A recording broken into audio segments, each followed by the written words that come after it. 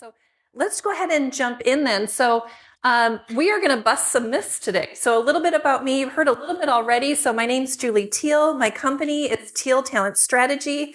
My focus is helping small to medium services firms reduce turnover so they can grow with confidence. Because if you're confident that your workforce is stable and you have the right people in the right seats, you don't worry about taking on new clients because you've got that stability and you know you can rely upon. So that is the ultimate goal I have for all firms that I work with. As I mentioned, over 30 years in corporate, I had someone say to me, "Are you sure you don't want to just say you're 25 plus?" And I'm like, well, I earned every bit of those 30 years. So I'm going to say I have 30 years of experience. And a fun fact about me, I am a huge Star Wars fan, enormous. I think for a while I kind of held back on that because I thought that was kind of like a geeky thing to like, but I don't care anymore. Like I am all in on it. And last year I went to my first, never done that before. And I ran into a group. Oh, there's a national group that does that. So I have a regulation combat lightsaber and all the protective gear. It's kind of a version of fencing, if you will, but it's like you're going, I don't know. So again, it's something that no one in my family can believe that I do. And my daughter, who is 18, is like horrified that her mom does that and tells anyone about it. So anyway, but I don't care. That's me. That's as you get to know me. So let's talk a little bit about what we're going to cover today. And I realized I was very formal in my learning objectives that I put together for this. So let's give you the highlights of what you're going to learn today. So we are going to talk about the 5 most common retention fallacies that I've noticed in companies and with working with leaders over the years. So we're going to bust some retention myths. We are also going to talk about some real life examples. So as I take you through what to do instead or what I've seen that's worked, I'm going to give you some bite-sized case studies as we go so you can kind of see, okay, well, maybe that's how that works, right? And then I'm going to give you a very practical framework, which is you all have handouts in front of you. That's kind of the second half of what we're going to talk about, which is an actual framework for how do you go about improving retention, improving the culture within your organization. So, and as part of this, what I want to say, now, how many of you actually lead teams? Okay, so some of you are actually firm owners, I know. And what I'm going to be giving you is some of the things I'm going to be talking about in the framework are things that are done on an organizational level. So if you own a firm, these are things you can decide to do on an organizational level. But the other thing I'm going to do is I'm going to give you things you can do, okay? Because I know not everyone's in a position to influence the firm as a whole. So whether you're directly managing people or a project manager directing others, these are things you can do to help create great teams. So I just want to make sure you know there's some direct application. I'm going to challenge you at the end of this to walk out of here with a plan to take some action. Okay, so just know I'm going to call you out on that. We're going to ask you to do something with this information afterwards. All right. So let me tell you about my biggest regret. So Susan, her real name, but Susan, high performer on my team. I'm in HR, right? I advise people on how to lead teams, how to interact with people, how to build great relationships. I'm doing all the things. I'm meeting with Susan personally. We've got a professional plan. She's amazing. She's doing incredible work. And I do the things like I invite her to the senior leadership meeting to present some of the great work she's been doing, right? That we've been working on that again, I just want to highlight her and get her in front of leaders for development. So she goes to this meeting and presents, and my boss criticizes that plan in front of the whole team. Okay. Just terrible, like just a night, like you're seeing this thing happen. And I'm like, oh no. And here's what happened is I lost my courage following. We were in a peak season. A lot was going on. I'm like, Susan's a mature leader. surely Susan's going to be fine coming out of this. We'll talk about it, but unfortunately, this is the way of the world at corporate, right? I justify, those are the justifications I put in my mind. And so I did not talk to Susan about that experience and just kind of, again, be there for her in that situation, which I deeply regret, because within several weeks, Susan handed in her resignation. And I am left with nothing but regrets. Now, Susan and I have a great relationship still. We're still in contact. Susan's doing amazing their companies. But I just wanted to share with you that, despite best efforts, just even one leadership misstep sometimes starts the ball rolling to get someone interested in a new opportunity. And what we're going to be talking about today is going a bit beyond exit interviews, right? I think exit interviews are great, but I'm going to take you a little deeper into why people leave.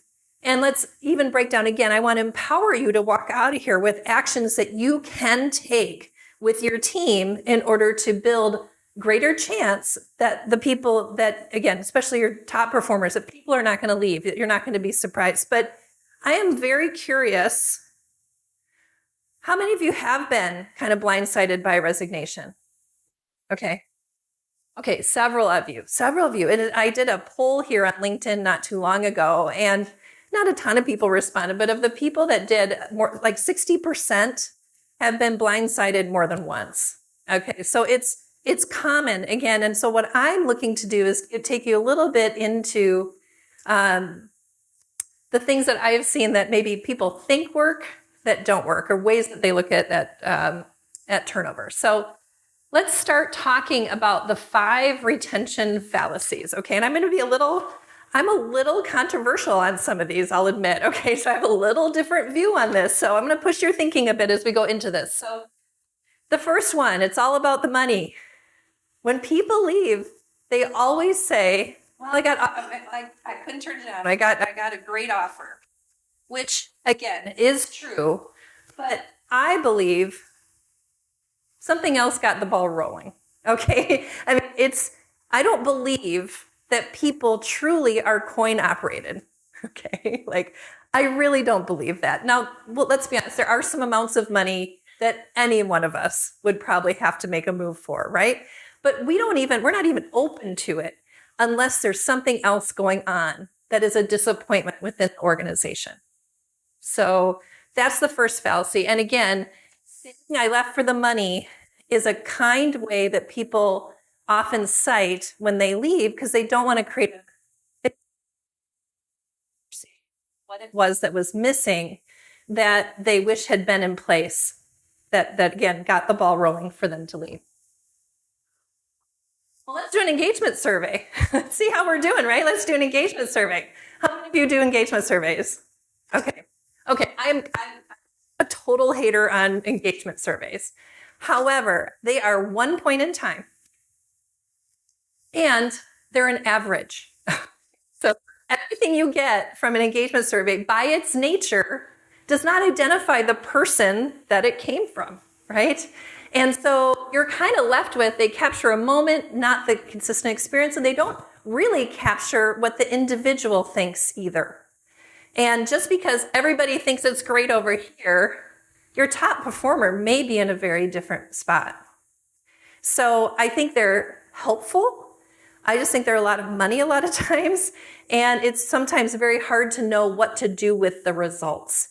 And I would argue, if you're paying attention, you know the places where there's a problem in your organization with engagement. I mean, has anyone been surprised by the lowest person or manager on your engagement survey? I never. I knew that. It's just confirmation of things that I knew anyway. Where the blind spots are potentially. They're not really blind spots. So, all right. Next myth. If you have a good culture, if that company's been recognized, if it's got awards, if people are nice to each other and friendly, that must mean that you're going to have, good retention. And again, this is maybe a little controversial, but I look at retention as a systematic either success or failure.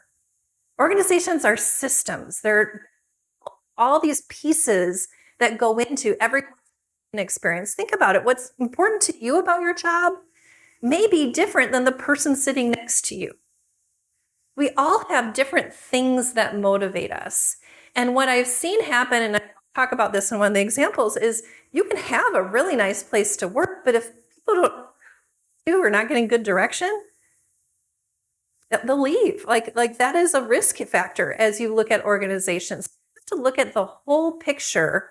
I'm being a little, I'm pushing you a little bit on this thinking here. This one, everybody's heard this before. And again, I'm being a little controversial on this too, but people leave bad managers. And I guess, okay, they do. All right. All right. So yes, they do. Right. Okay. They do. But think of your managers in an organization on a continuum. There's the 10% that are crummy that probably never should have been managers in the first place. There's the 10% that are naturally really, really good managers. They're fabulous. Everybody loves to work for them. But you've got that 80% in the middle that can kind of go either way. And I think those managers really are the ones that's like, it just kind of depends on the systems that the organization has in place, because people are a product of their environment. If people are encouraged in an organization to meet with people and create development plans and to do all those engagement things that are really important on a team level or individual level, and then people will rise to that. But if there's no expectation around that, many times they won't. Everyone gets sucked into the day-to-day work, which I know it's a lot when you're serving clients and, again, billing and doing all the things that you have to do within an accounting and financial organization. It's easy to let those good management practices drop. So, and I feel for managers on that. But there's the other side of it too, that if you're a really good manager in developing people, there may not be a next step for that person as well. So you can be a really good manager, put in everything in developing people and have higher turnover because you're developing them. And if the organization can't keep them, they get pulled into other organizations or other places. So just, again, I want to challenge your thinking on some of these things. I think we're very quick to blame managers. And yes, there are that 10% that are terrible, but most of them haven't ever been taught. So my heart goes out to them. So I'm not as quick to say the bad managers to blame. And then ultimately too, it's like, well, our turnover number is good. We're done, done, mic drop, done. And I would argue that really good turnover numbers are just a beginning, because as your organization continues to change, as people's life continues to change, think about it. What I wanted when I was 25 was different than what I wanted at 35, which was different than I wanted at 55 when I made this choice to launch my business. So people's needs change. And so you have to be constantly re-engaging with people in order to keep that momentum going. I believe retention is a momentum experience. You're building momentum and movement towards a goal. Okay. All right. So I want to just give you a moment just to think about this a little bit more. And would you share with your neighbor which one of these that we've talked about was a surprise to you? So, which myth have you believed? Give me a second to do that.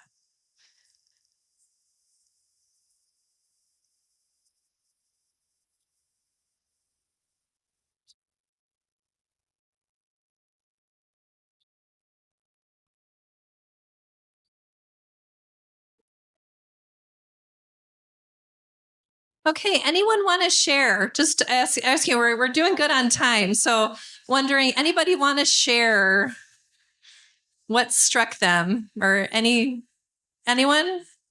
New insight? Anyone that you've believed? Anyone?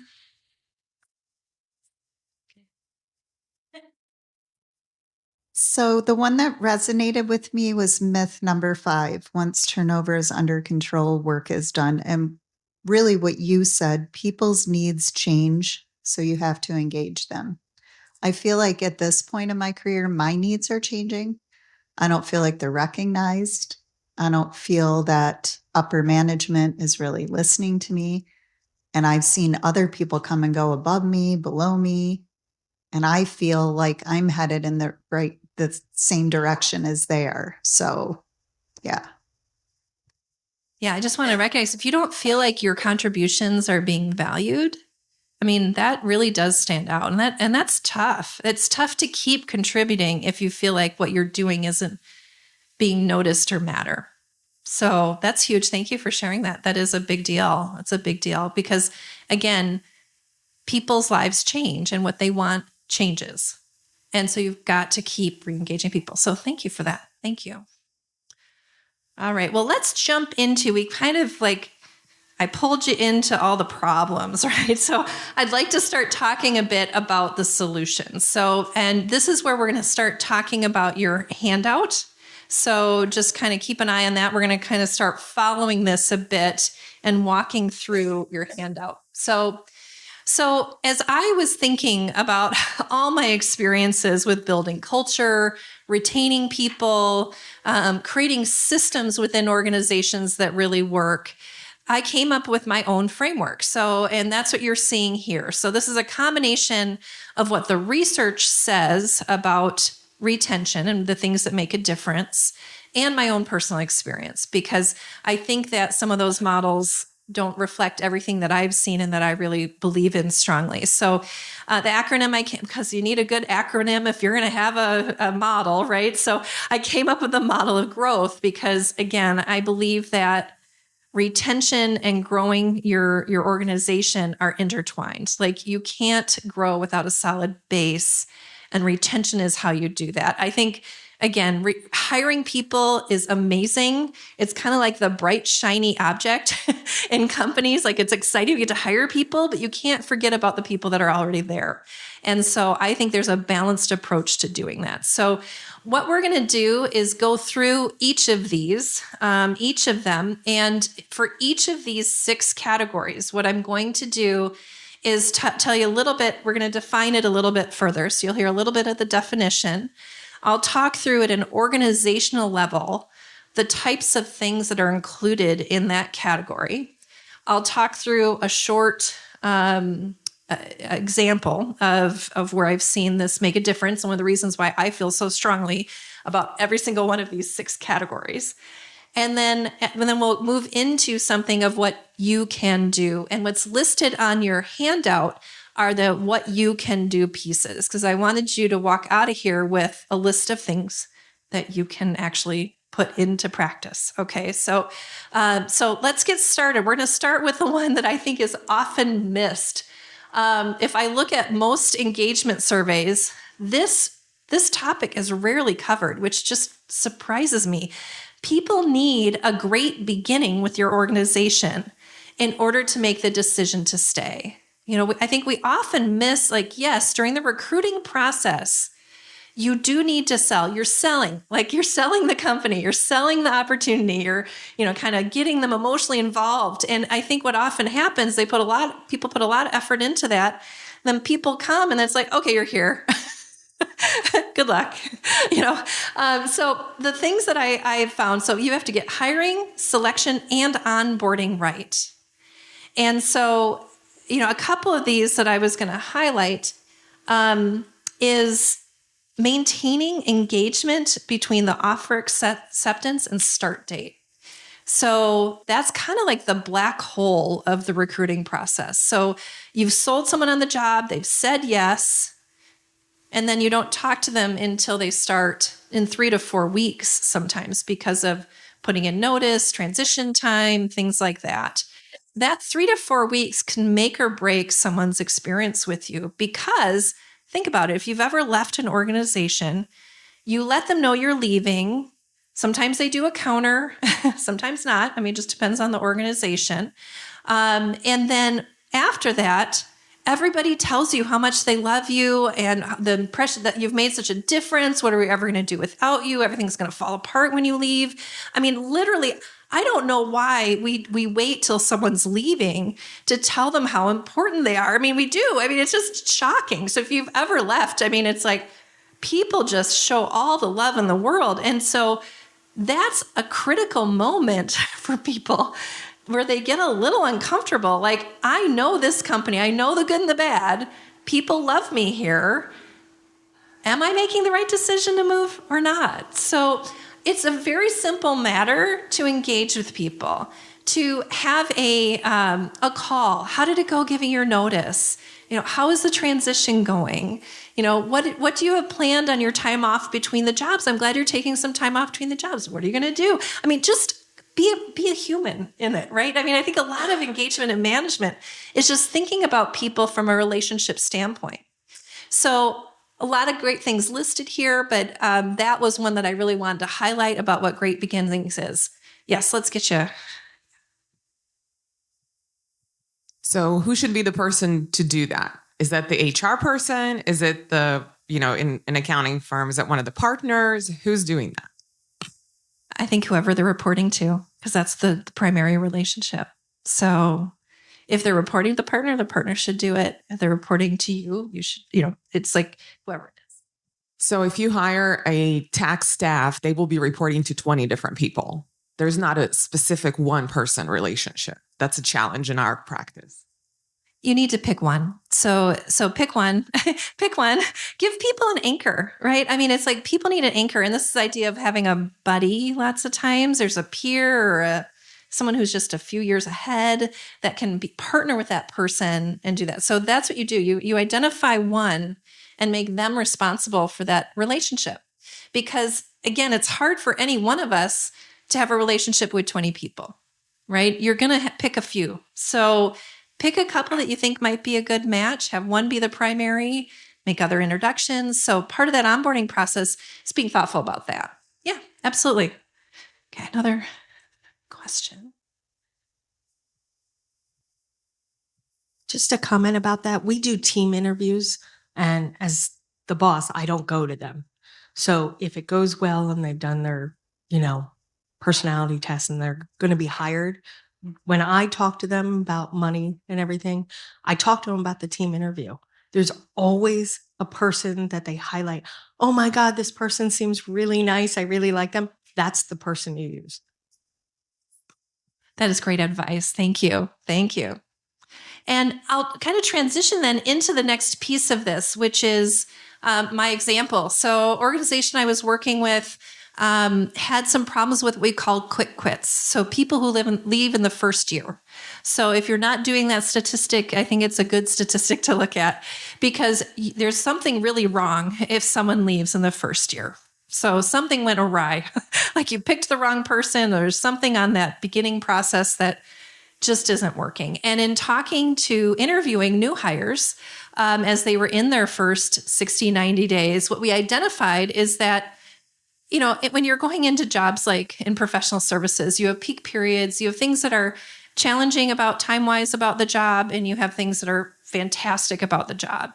And a realistic preview was not happening. So the company was so concerned about getting these jobs filled. They weren't lying about the job, but they were kind of what I'd call overselling the job, like really, really overselling the things that person would get to do in the position. So what was happening is people got into the job and then were like, wait a minute, this is not what I was told in my interview. So as hard as it is sometimes to lay out the fact, like coming out of civil engineering, one of the challenges of some of the jobs is you have to go to city council meetings, which are in the evening, depending on, that's a requirement, right? You can't soft sell that requirement. So it's anything that does a realistic job preview. We started doing those. We actually had a peer get involved in the interview, maybe not unlike doing team interviews. And that peer's job was to say, here's what's great about the job, and here's what's been challenging about the job, and here's how I handle that. Which is true, because you find ways to handle it. And by having that conversation as a piece of that interview process, quick quits kind of fell off a cliff. They went down. So I just want you to know there are sometimes the levers you can pull that aren't obvious about retention. And that's one of the ones that was a success that I felt really great about. So what can you do as a manager? So the one I'm going to highlight here is, okay, we've talked about being honest about the workload. I think this just everyone, let's just ask a new hire, is this different than what you expected? Just at some point in that first 30 to 60 days. You were here, things seem like they're going well. What is this what you thought it was going to be? And that helps. That really helps. So, and again, you've got a list there of some other actions that you can take. The R is for relationships. And I know in this one, I kind of emphasized the relationship between the staff member and a manager, but it can be between team members too. And again, I appreciate in accounting, people are going to report to multiple people, be on multiple projects, but you want there to be a few anchors that people have with a core relationship. And just some things on that I wanted to emphasize is someone needs to have regular one-on-one meetings with each person on the team. And because if you think about it, how do you build a relationship with someone you never meet with? I mean, relationships are built through conversation and connection. And it's really easy in the busyness of the day-to-day to miss that and only to talk about the work. And again, I know the work is so much and you need to talk about it. But that pause every once in a while, or to have someone designated, if there's multiple managers, that's going to be the person that talks to them about development. How are you doing? Are there, do you like the work you're doing? The clients been the right level of challenge for you? Where do you see yourself going? Is there a spot as an industry you want more experience in? Is there a specialty you want more experience in? Just ask those questions to have that conversation about what the person wants so that you know. And once you know, you can start taking steps. We're going to talk about trajectory, but the conversation is what builds the relationship. And that's what makes it sticky, makes your organization sticky, are those relationships. So I don't want you to miss the fact that, yes, you have to cover business, but throwing a few questions in there about how was your weekend? What do you have planned? Getting to know that person is helpful. So, and their interests. So I just don't want you to miss that as well. And then I can't, of course, I'm in HR, so I have to highlight the fact you should probably train people too on how to do this well.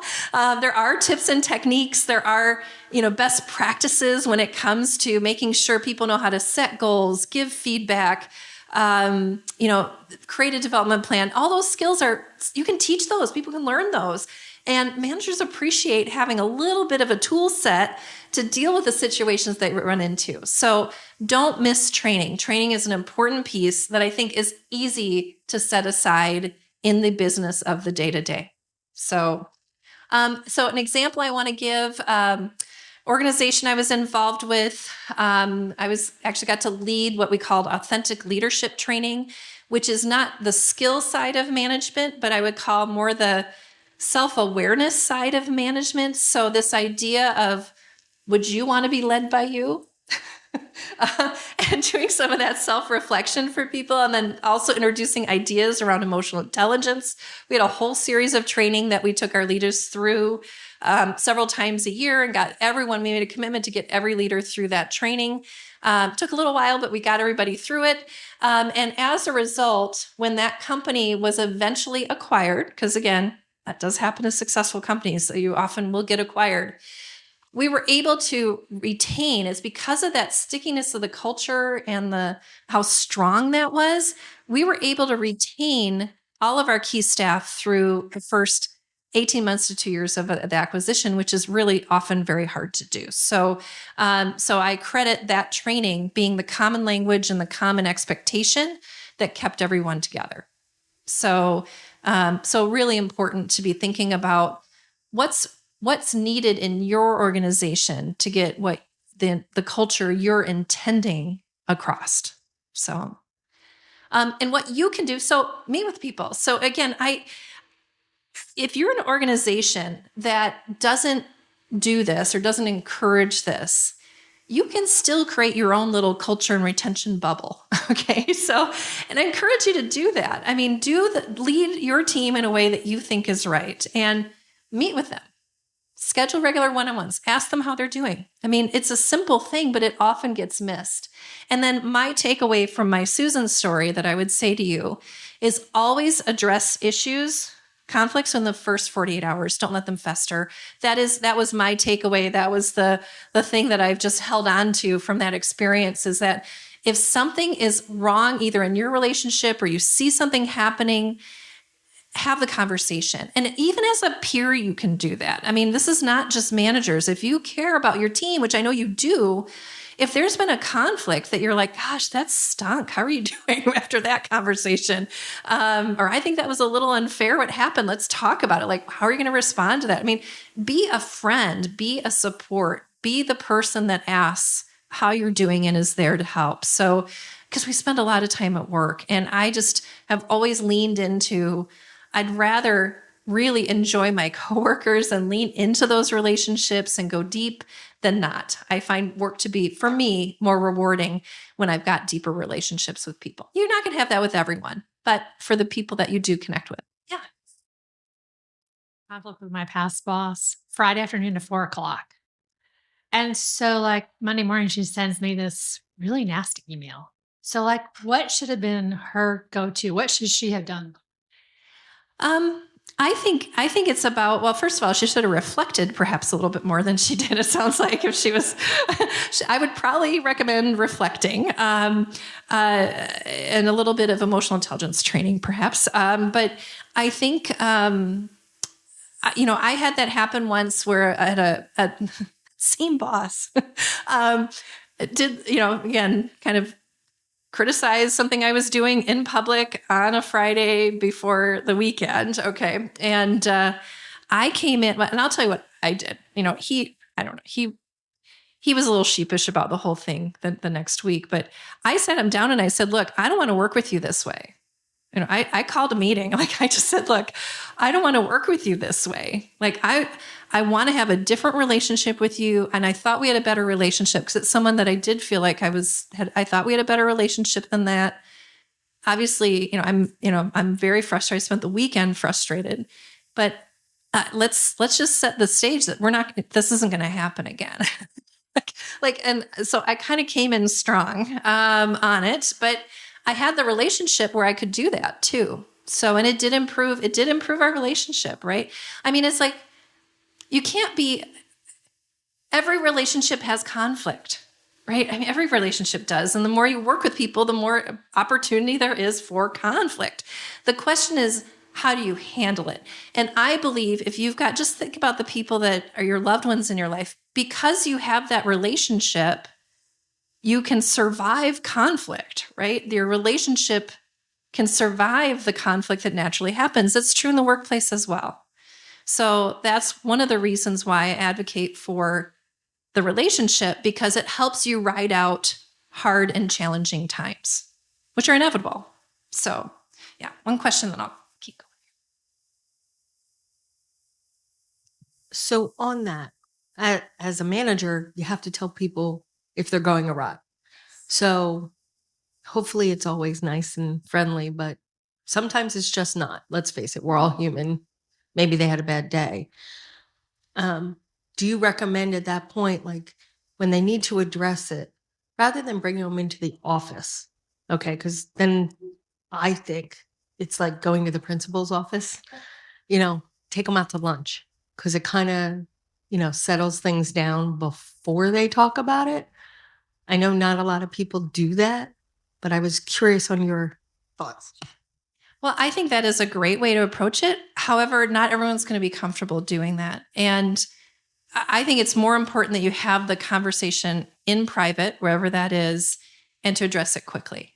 I think that's more you don't want it to fester for a period of time. And because you have a relationship, the coaching I often give leaders is to say, look, I have to give you some feedback, some honest feedback that is, I'm going to have to risk hurting your feelings to tell you and I'll say with people, this is going to be uncomfortable. It's going to be uncomfortable for you. It's going to be uncomfortable for me, but we really need to have this conversation, because this isn't happening.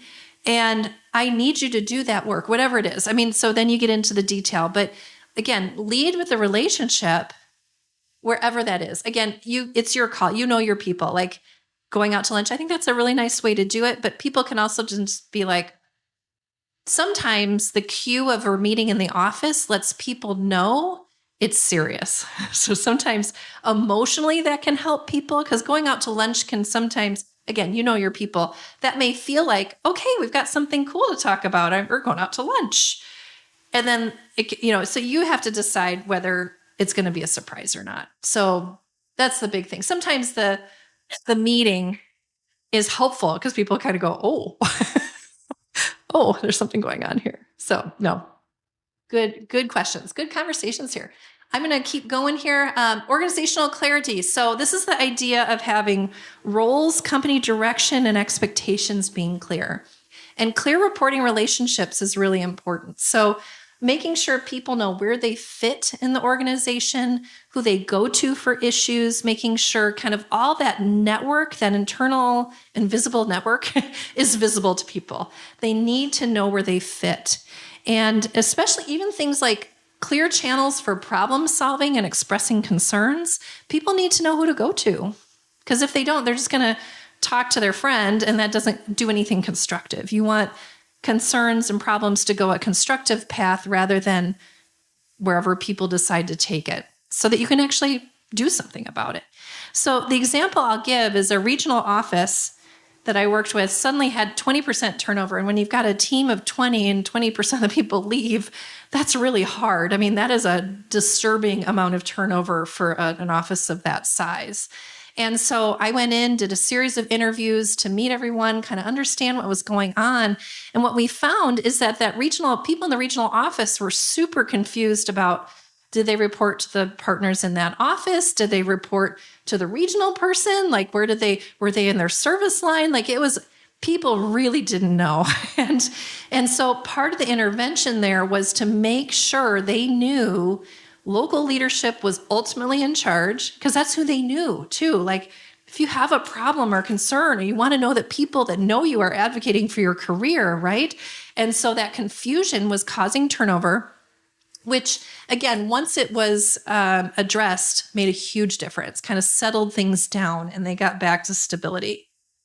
And on this one, what I'll just say is, again, some of these are pretty clear, but this idea of inviting other teams, the larger your organization gets, the easier it is for people to be like, well, what do they do? I don't know. We hand off to them, and what do they do? And there can be a lot of conflict that comes from us versus them, even within your own organization. So if there's confusion about that, I'm a big advocate, like, have a combined meeting, like, where invite that leader to present on what they do and the difference they make and a little bit about their team. Because again, once you build relationships, it's all intertwined, you get to a better place when it comes to talking about these topics and encouraging people to know where they stand and how they fit within the organization as a whole.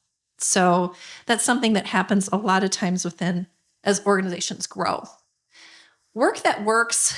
This is really everything to do with the pay, benefits, work experience of the individual. So you want to make sure that all those areas, you don't have to be the best payer, the best benefits, the best flexibility, but it has to be a package that is good enough to bring people in and get them to stay. And different levers matter for different people. So the example I'll give on this is that an organization, instead of giving pay increases over a period of 6 or 7 years, their commissions they were commission paid employees. Their commissions were really good. Like, they had kind of a boom in the business. Commissions were good. So the decision was made not to do increases to base, annual pay increases for 6 or 7 years, which is a long time. And then what happened is, when that boom started to end, suddenly the base pay was really low compared to the market. And competitors were coming into the different offices and poaching almost everyone. I mean, it's like they would come in and take almost the entire team out of regional offices, which was devastating for the organization. And so after this happened, we took a look at pay and realized, and this was the thing, there was a 1% solution. If we had done a 1% increase over that 6 to 7 years, they still would have been competitive. And so you look at it and just go, gosh, instead they had a 7 or 8% gap that they needed to make up. And so again, we couldn't do that all at once. So part of what I was doing is how do you surgically go in and start making, do those changes to pay in a way that's going to be acceptable for the organization, that the organization can handle. But I just want to make sure some sort of annual pay review, even if it's a small increase, is really critical so you don't get behind. And most organizations can't afford to make up for lost ground if you don't stay somewhat competitive. Again, it's going to be different. You got to do it within the affordability of your organization. But again, even a 1% increase would have made all the difference for that organization. And that just kind of blew my mind when I looked at it, actually. So, okay, I want to make sure I'm on here. And so the other thing you can do, so if your team's compensation isn't completely under your control, advocate. So I've been behind the scenes administering pay increases. And as much as I hate to say it, the people that ask for more money for their teams often get more money for their teams. So again, I think don't be passive on this process. If you really think somebody really deserves more and is behind, advocate. So ask the question. You may not get it, but again, speak up, speak up, speak up. That is really important within organizations. The other thing I'll mention is that sometimes your best people get all the hardest clients. And I understand why, okay? Because they are your best people. However, there's a difference. Sometimes that feels like development, and sometimes that feels like punishment. So you have to be careful that it doesn't turn into punishment. So this idea of rotating difficult clients, checking in to make sure that that challenge is still something that person wants versus something they've kind of defaulted to because they're your best person and you just load them up with your hardest problems. So be sure that's an open conversation. That's the other thing I would say about that. Trajectory. So this is about having people grow and having a clear career path within your organization. Excuse me. So of course, that includes sending people to conferences, external training, very important, right? So I'm glad you're all here. And again, bringing more people as you go to events like this can make a big difference and make people feel special and heard and invested in, because you are investing in them. And giving feedback, which again is part of that management training. What I'll say here for the difference that I've seen in action is this idea of succession planning and a talent review. So I've worked in organizations that have taken the time as a foundation for growth to take a look at their entire team, kind of look at where they are today, where they want to be, identify skill gaps, identify people that if we develop them could take on more. And by bringing those results, a review of those results every month into a monthly cadence. So every time there was a management opening, we would pull out that book of everyone that we did, that we evaluated and say, who could go into that job?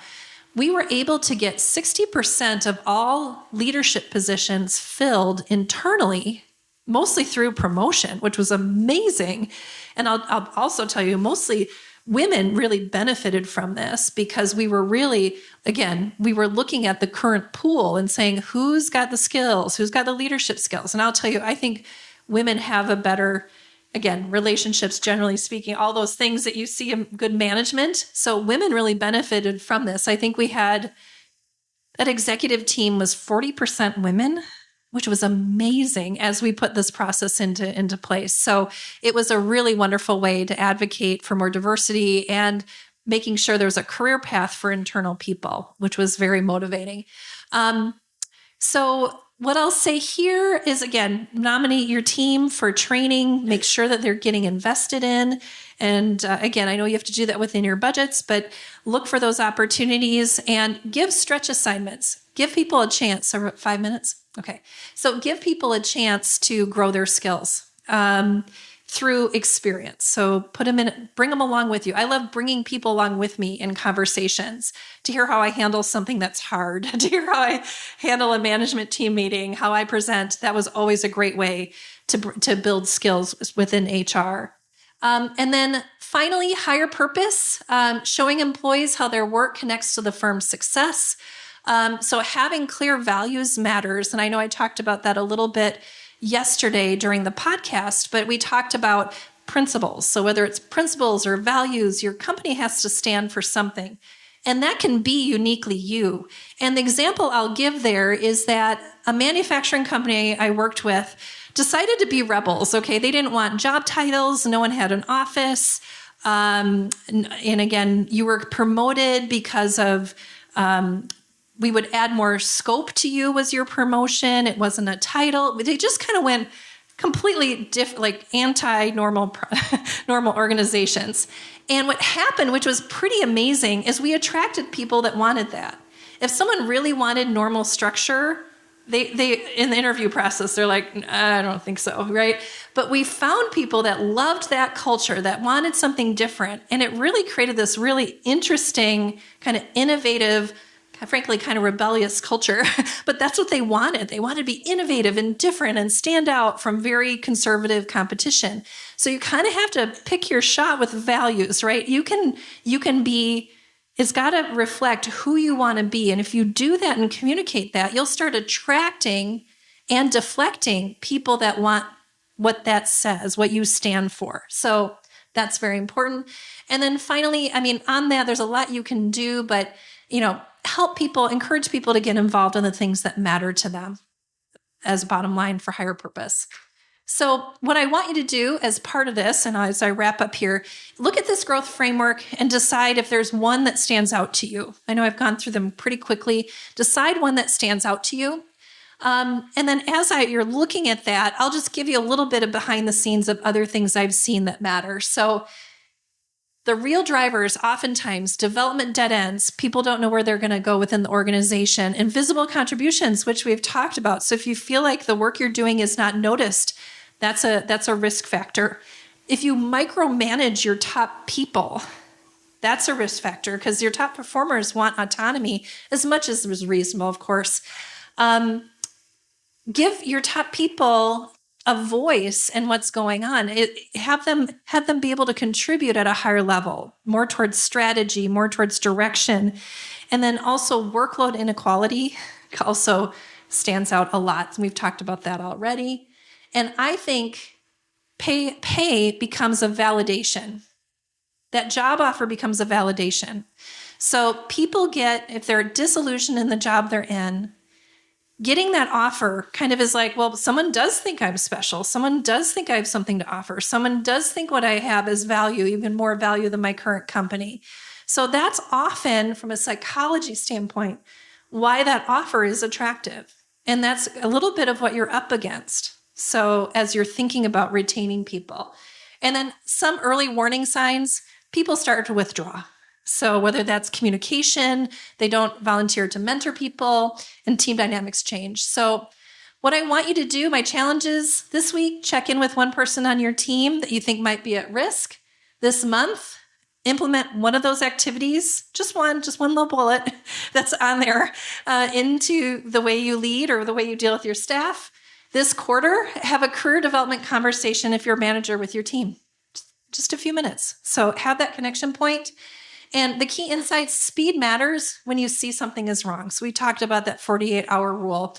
And trust your instincts, address concerns immediately. If you start to notice someone is in that withdrawal, talk to them. So as a human to human, talk to them. And you don't need to wait for a company-wide program to start retaining your talent either. So don't wait for someone else. Like HR may or may not come in if you've got an HR team. These changes may or may not happen on an organization level. As a leader, you have more influence than you think. And there are things that you can start doing right away. And I want you to be empowered to go off and do that after this. So my challenging questions to you is, what will you do differently with your team? Maybe not tomorrow because it's Saturday, but Monday. But Monday, what are you going to do different? So thank you. We're at time. Thank you.